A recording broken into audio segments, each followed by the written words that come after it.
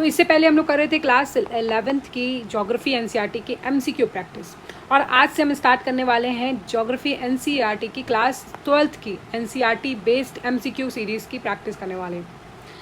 तो आज शुरू करते हैं इसको। और पहला क्वेश्चन है, दोनों ही लैंग्वेज में है, हिंदी या इंग्लिश में, आपको जो भी लैंग्वेज प्रेफर्ड है आप उसको क्वेश्चन को पॉज करके उस लैंग्वेज में क्वेश्चन पढ़ सकते हैं।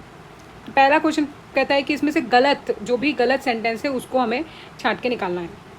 तो पहला सेंटेंस कहता है कि northern boundary of peninsula block may be taken as an irregular line running from Kutch along with western flank of Aravalli range near Delhi and then roughly parallel to Yamuna Ganga as far as Rajmahal Hill and Ganga Delta। तो ये अगर हम इसको question को ऐसे देखें तो ये हमारा पेनिनसुला इंडिया हो जाता है, इस तरफ को ये वाला पार्ट, और ये उसी ब्लॉक के बारे में बात कर रहा है कि पेनिनसुला इंडिया जो होती है उसकी एक्सटेंट कहाँ से कहाँ तक है। तो पहली चीज़ तो इसमें कह रहा है कि इरेगुलर है और ये कच्छ से शुरू होती है। तो यहाँ कच्छ है कहीं पे, ये ऐसे करके गुजरात वाला रीजन आ जाता है, तो ये कच्छ से शुरू होती है और यहाँ राजमहल हिल्स है, यहाँ तक को जाती है। ठीक है, यहाँ से हम इसका एक एक्सटेंट समझ सकते हैं कि ये कुछ यहाँ से शुरुआत होती है और इरेगुलर लाइन है, मतलब ऐसे कोई सीधा नहीं है कि बिल्कुल स्ट्रेट लाइन होगी, इरेगुलरिटीज़ हैं इसमें। फिर ये कह रहा है कि उत्तरी सीमा कच्छ से आरंभ होकर अरावली की पहाड़ियों के पश्चिम से गुजरती हुई दिल्ली तक और फिर यमुना और गंगा नदी के समांतर मतलब पैरेलल राजमहल हिल की पहाड़ी व गंगा डेल्टा तक जाती है। तो वही कह रहा है कि पहली चीज़ तो कह रहा था कि इरेगुलर होती है। ठीक है, तो मैं इसको बना देती हूँ। ये अरावलीज कुछ ऐसी करके हैं, तो ये भी ऐसे करके होते हुए या गंगा और यमुना ऐसे यहाँ पे जाती है, तो ये कुछ उसके पैरेलल होते हुए ये राजमहल हिल्स है। यहाँ पर पेनिनसुला ब्लॉक का ये जो ऊपरी हिस्सा है वो कुछ इस तरह रहता है। उसके बाद कह रहा है कि Karbi Anglong and Meghalaya plateau in the north east peninsula and the Rajasthan in the west are also extension of this block. ठीक है, अब एक चीज़ इसमें ऐड ऑन करने की ये बात है कि ये हमारा नॉर्थ इंडिया है, मान लीजिए यहाँ पे ऐसे करके ये ईस्ट इंडिया आ जाता है, ये ईस्टर्न पार्ट जो है हमारा। तो ये यहाँ पे एक फॉल्ट आता है, माल्टा फॉल्ट। ठीक है, यहाँ पे माल्टा फॉल्ट कहते हैं इसको, इस एरिया को। उसके आगे भी पेनिनसुला का एक्सटेंशन होता है कुछ यहाँ पे, जिसको कि क्या कहते हैं, कार्बी एंगलोंग, ये लिखा हुआ है, इसको कि कार्बी एंगलोंग से नाम से जाना जाता है। ठीक है, हिंदी में भी यहाँ पे लिखा हुआ है ये कार्बी एंगलोंग और मेघालय का पठार। ठीक है, और मेघालयन प्लेटू भी इसका ही एक पार्ट होता है।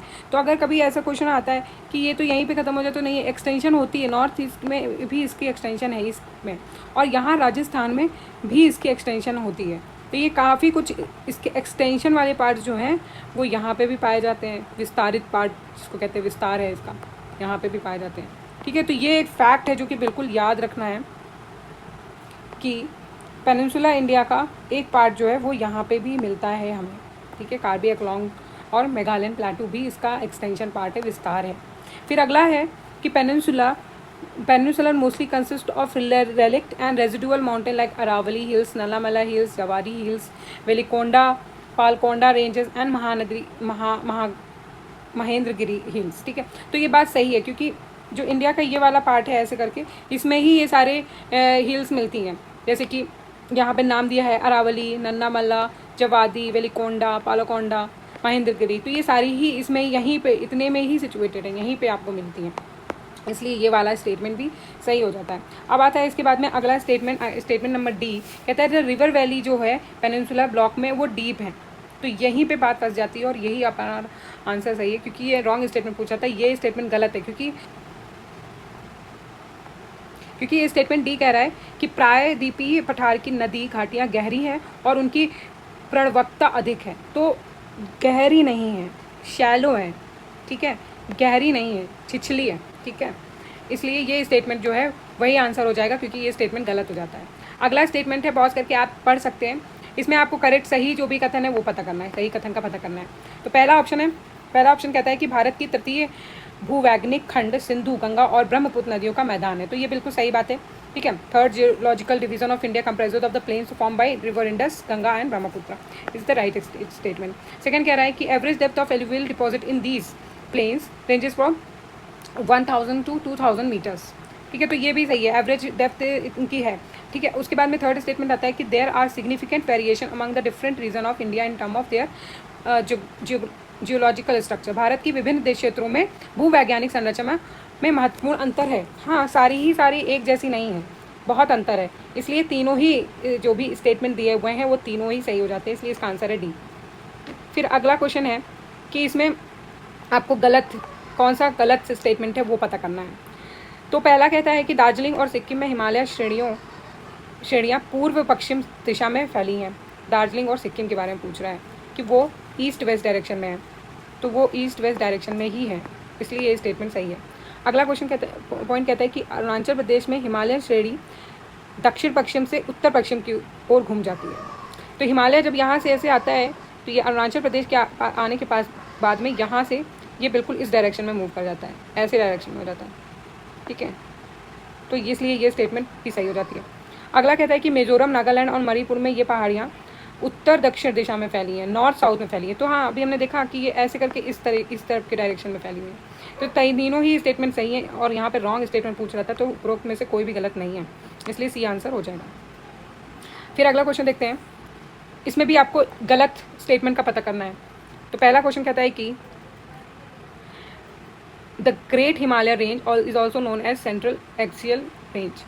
तो ये एनसीईआरटी में एज इट इज स्टेटमेंट दी हुई है, ये सही है। अगला कहता है कि Himalayas are not only the physical barrier, they are also climatic drainage and cultural divide, ठीक है। ये इंडिया है, दिस इज इंडिया, और यहाँ पे हिमालयाज हैं, ऐसे करके ये हिमालय है। तो ये हिमालय जो है ये कह रहा है कि पहले तो फिजिकल बैरियर ही नहीं है, इसके अलावा क्लाइमेटिक और ड्रेनेज कल्चर डिवाइड भी है। हाँ, क्योंकि इसके इस पार दूसरे तरीके का कल्चर भी डिफरेंस है। क्लाइमेटिक बैरियर है क्योंकि वो जो सर्द हवाएं होती हैं वो ये रोकने का काम भी करता है। उसके बाद फिजिकल बैरियर है, प्रोटेक्शन मिलती है हमें एक तरीके का, यहाँ पे हमें किसी भी तरह की आर्मी लगाने की ज़रूरत नहीं पड़ती है। एक फिजिकल बैरियर ये एक फिजिकल बाउंड्री के जैसा बिहेव भी करता है, प्रोटेक्शन भी देता है, इसलिए ये भी आंसर स्टेटमेंट सही हो जाएगा। तो इसमें पूछा था रॉन्ग स्टेटमेंट बताना है, तो कोई भी स्टेटमेंट रॉन्ग नहीं है।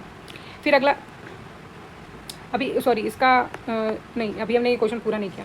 इसमें थर्ड स्टेटमेंट कह रहा है अरुणाचल हिमालय के बारे में कह रहा है karewas are the thick deposit of glacier clay and other material embedded with मोराइंस।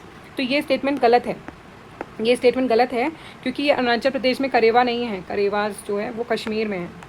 जो वहाँ पे कश्मीर में जो हिमालयाज हैं उनको करेवा कहते हैं, और ये फेमस है ज़ैफ़रॉन के लिए।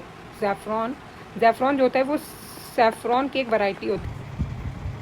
उसके बाद में अगला स्टेटमेंट है हिमालय के बारे में, और अगर आपने एनसीईआरटी में ये चैप्टर पढ़ रखा है तो आप ये क्वेश्चन को पॉज करके इसकी स्टेटमेंट पढ़ करके इसका आंसर दे सकते हैं। ये बिल्कुल डायरेक्टली एनसीईआरटी से उठाया हुआ है, आपको जो भी लैंग्वेज प्रिफर्ड है आप उसमें इस को पढ़ सकते हैं और इसका आंसर दे सकते हैं। वैसे मैं बता दूँ इसका आंसर सी होगा क्योंकि इसमें करेक्ट स्टेटमेंट पूछ रहा है और सारे ही स्टेटमेंट इसमें सही हैं। अगला क्वेश्चन पूछ रहा है इसमें रॉन्ग स्टेटमेंट निकालना है। फिर कहता है कि पहला स्टेटमेंट कहता है सिंधु की सहायक नदियाँ झेलम और चेनाब है, तो हाँ इंडस की है, स्टेटमेंट सही है। दूसरा कहता है प्रसिद्ध तीर्थस्थल जैसे वैष्णो देवी, अमरनाथ गुफा और चराय शरीफ कश्मीर हिमालय में है, तो कश्मीरी हिमालयस में ये तीनों ही सिचुएटेड है। फिर अगला क्वेश्चन कहता है कि जम्मू कश्मीर की राजधानी श्रीनगर सिंधु नदी के किनारे स्थित है, तो आपको पता है कि कश्मीर झेलम के किनारे है, ठीक है, झेलम के किनारे। फिर अगला क्वेश्चन देखते हैं, इसमें कह रहा है कि the southernmost part of Jammu and Kashmir consist of longitudinal valleys known as Duns. Jammu Dun, Pathankot Dun are important example. तो जम्मू एंड कश्मीर है उसका जो सदर्न मोस्ट पार्ट है, मतलब सबसे नीचे दक्षिणी हिस्सा जो है वो वहाँ पे दून्स है, ठीक है, तो ये सच है, ये सही बात करी। लॉन्गिट्यूडनल वैली जो होती है, वैली घाटियाँ जो होती हैं उनको दून कहते हैं वहाँ पे, तो ये सही है। अगला क्वेश्चन है कि Ravi, Beas and Sutlej are tributary of Ganga. तो ये तो बहुत ही नॉर्मल से स्टेटमेंट है, गलत हो जाता है क्योंकि ये तो इंडस यानी सिंधु नदी की सहायक नदियाँ हैं। फिर अगला क्वेश्चन है कि यमुना और Ghaghra are the tributary of Indus. तो ये भी यमुना एंड घाघरा इंडस की ट्रिब्यूटरी नहीं है, इसलिए ये भी स्टेटमेंट गलत हो जाती है। तो 2 और 3 स्टेटमेंट गलत है। काली रिवर जो है वो घाघर की ट्रिब्यूटरी है, ये सही स्टेटमेंट है। तो 2, 3 गलत है, इसलिए इसका आंसर बी हो जाएगा। इसका आंसर बी है। फिर अगला क्वेश्चन है which of the following is locally known as Dhauladhar and Nagtibba. ठीक है, लोकली मतलब वहाँ के क्षेत्रीय नाम क्या है, किसके हैं। तो ये मैं बताऊँ आपको हिमालय के बारे में। जो ऊपरी सबसे हाईएस्ट पार्ट ऑफ हिमालय है लॉन्गिट्यूड ना, इसको ग्रेटर हिमालय कहते हैं, ग्रेटर हिमालय या फिर हिमाद्री भी कहते हैं, हिमाद्री। फिर उसके बाद नीचे वाला पार्ट होता है वो थोड़ा इससे छोटा है हाइट में, उसको मिडिल हिमालय कहते हैं, मिडिल हिमालय। और फिर सबसे छोटा वाला पार्ट जो होता है वो शिवालिक्स या फिर आउटर हिमालय। और मिडिल हिमालय को ही लिटिल लेसर हिमालय भी कहते हैं, लेसर हिमालय कहते हैं। ठीक है, तो लोकली जो धौलाधर है और नागटिबा है वो ये मिडिल हिमालय जो है ना, लेसर हिमालय, इनके पार्ट हैं। तो ये हिमालयन रेंजेस है, क्योंकि और ऑप्शन में दिया हुआ है कि हिमालय की नदियाँ हैं, हिमालय की दर्रे हैं या दून है, तो नहीं, ये आपको पता चल गया कि ये तो मिडिल हिमालय का पार्ट है। ठीक है, तो इसका आंसर ए हो जाएगा, ए। अगला क्वेश्चन है, अच्छा इसमें एक चीज़ और है कि दून जो होते हैं वो ग्रेटर हिमालय, ये लेसर हिमालय मतलब मिडिल वाला हिमालय, और जो शिवालिक के बीच में, इन दोनों के बीच की वजह से जो यहाँ वैली घाटी बनती है, उसको दून कहते हैं। ठीक है, इसके पहले वाला क्वेश्चन में भी हमने पढ़ा था, तो ये मैं इस ऑप्शन से हम थोड़ा सा इसके बारे में जान सकते हैं। फिर अगला क्वेश्चन है, इसमें इनकरेक्ट स्टेटमेंट निकालनी है। आप पॉज करके इसको अपनी लैंग्वेज में पढ़ सकते हैं। ओके, तो जब आप पढ़ेंगे तो इसमें पता चलेगा कि बी स्टेटमेंट जो है इसमें इनकरेक्ट है, क्योंकि जो यहाँ पे भोटिया प्रजाति दी गई है वो एक्चुअली में लेसर हिमालय नहीं, वो होगी ग्रेटर हिमालय में, जो हिमाद्री कहते हैं ना जिसको, ये वहाँ पे पाई जाती है ये वाली प्रजाति। तो अगला क्वेश्चन है, the famous valley of hours is situated in the greater Himalaya range. बिल्कुल सही है। दूसरा है कि गंगोत्री, यमुनोत्री, केदारनाथ, बद्रीनाथ और हेमकुंड साहिब बृहद मतलब ग्रेटर हिमालय के में स्थित है। तो हाँ सही है, एनसीईआरटी में पढ़ा है हमने। फिर उसके बाद में बुग्याल्स के बारे में है कि बुग्याल्स तो एक माउंटेन रेंज है। तो बुग्याल्स जब आपने पढ़ा होगा तो ये ग्रासलैंड्स होते हैं, पर्वतीय श्रृंखला नहीं होते, इसलिए यही आंसर हो जाएगा। इसमें इनकरेक्ट निकालना था। फिर अगला स्टेटमेंट कहता है, इसमें आपको करेक्ट बताना है। आप पॉज करके इसको पढ़ सकते हैं। इसमें सारे ही स्टेटमेंट जो भी दिए हुए हैं वो सही हैं। फिर अगला क्वेश्चन है, इसमें भी आपको इनकरेक्ट स्टेटमेंट बतानी है। दार्जिलिंग और सिक्किम हिमालय में द्वार स्थलकृतियाँ पाई जाती हैं जिनका उपयोग चाय के बागान लगाने में किया जाता है। तो सही है, दार्जिलिंग तो वैसे भी फेमस है चाय के लिए। दार्जिलिंग और सिक्किम हिमालय में ऊंचे शिखरों पर लेप्चा जनजाति पाई जाती है, तो लेप्चा वहीं पाई जाती है, ये भी आपको सही पता है। फिर सिक्किम और दार्जिलिंग हिमालय अपने रमणीय सौंदर्य, वनस्पति जात और प्राणी जात की और आर्किड के लिए जाना जाता है। तो हाँ बिल्कुल जाना जाता है, ये एनसीईआरटी में भी दिया हुआ है, इसलिए ये स्टेटमेंट सही हो जाती है। अगला में इनकरेक्ट स्टेटमेंट पूछना है। आप जब पढ़ेंगे इसको पॉज करके तो आपने देखेंगे कि पहले के 4 स्टेटमेंट सही हैं, आखिरी वाला गलत है, क्योंकि मेजो हिल्स में कह रहा है कि अरुणाचल प्रदेश में, जबकि मेजो हिल्स तो मिज़ोरम में है। बहुत ही इजी क्वेश्चन है। तो अगला क्वेश्चन है, इसमें भी इनकरेक्ट बताना है। इसको भी आप पॉज करके एक बार पढ़ सकते हैं। जब आप पढ़ लेंगे तो इसमें पता चलेगा कि स्टार्टिंग की 3 स्टेटमेंट जो दी हुई हैं वो सही हैं, लेकिन इसमें पूछ रहा है कि मणिपुर, जिसे मोलासिन बेसिन भी कहा जाता है, मृदुल और असंगठित चट्टानों से बना हुआ है। तो मोलासिस जो बेसिन है वो एक्चुअली मिजोरम को कहा जाता है, मणिपुर को नहीं कहा जाता है, इसलिए ये स्टेटमेंट गलत हो जाती है और यही इसका आंसर होगा। और आज के लिए ये 15 क्वेश्चन है। रोज़ हम ऐसे ही 15-20 क्वेश्चन को प्रैक्टिस करेंगे। आज का ये आखिरी क्वेश्चन होता है। इसमें कह रहा है कि इनकरेक्ट स्टेटमेंट बताना। नॉर्दर्न प्लेन के बारे में है, उत्तर भारत के मैदान के बारे में। तो ये मैं आपको एक चीज़ बता देती हूँ कि इसका 4 तरह से हमने डिवाइड किया हुआ है, 4 तरीके से ऐसे करके। नॉर्दर्न प्लेन जो है वो तो ऊपरी वाला हिस्से को हम भाबर कहते हैं, भाबर।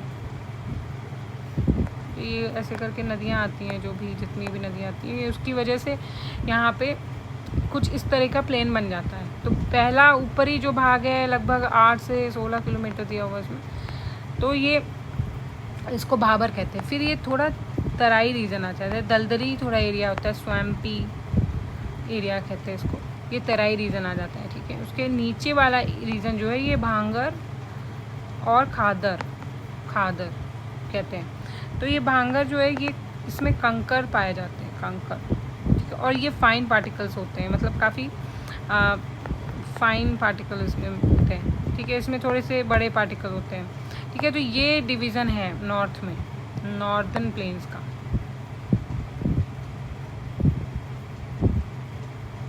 तो इसके ही थ्रू हम ये क्वेश्चन करने की कोशिश करते हैं। इसमें स्टेटमेंट 1, 2 और 3 डी 4 सही है, लेकिन इसमें अलुवियल प्लेन जो है वो फर्दर डिवाइड किया गया है। भांगर एंड तेराई नहीं होगा, भांगर एंड यहाँ पे खादर होगा। तो ये हमने पढ़ा था कि इसका डिवीज़न क्या होता है। तो आज के क्वेश्चन इतने ही, और नेक्स्ट डे हम कल फिर से इस सीरीज़ को आगे बढ़ाएंगे। फॉलो करते रहिए। Thank you.